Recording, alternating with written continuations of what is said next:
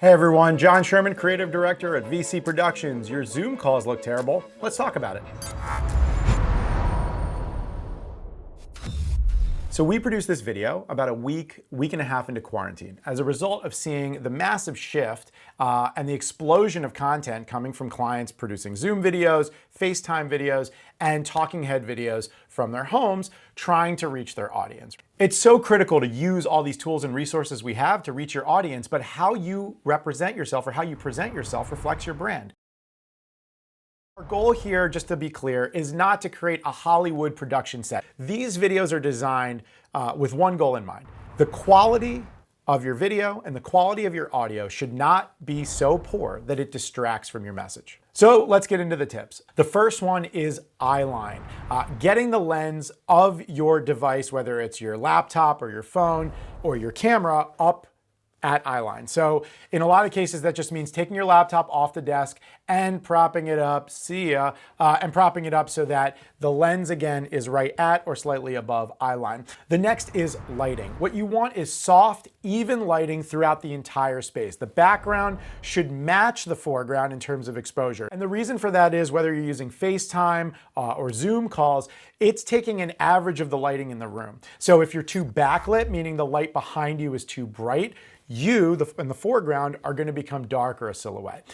If the lighting is too bright on you and too dark in the background, you're going to end up getting blown out or overexposed. So just try to get it nice, even, soft light throughout the space. Pro tip, make sure it's all the same color temperature. With sound, there's two things to focus on. One is environmental. Get yourself in a quiet space without a lot of echo. The other is technical, and you can buy all kinds of devices and tools like a podcast mic like this, a lavalier lapel mic, even a shotgun mic. They all have their different pros and cons, but those are ways that you can up your game speaking to sound.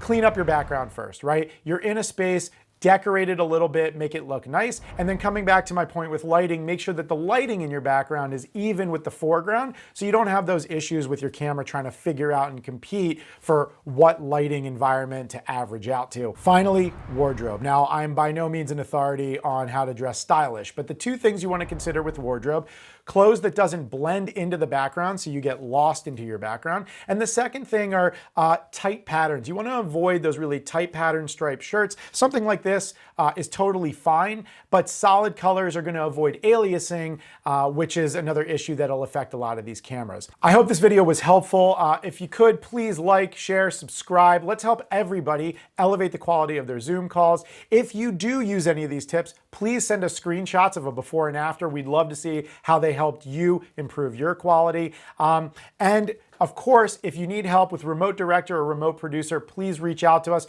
Our team is here to help with that service. Thank you all. Stay safe and stay healthy.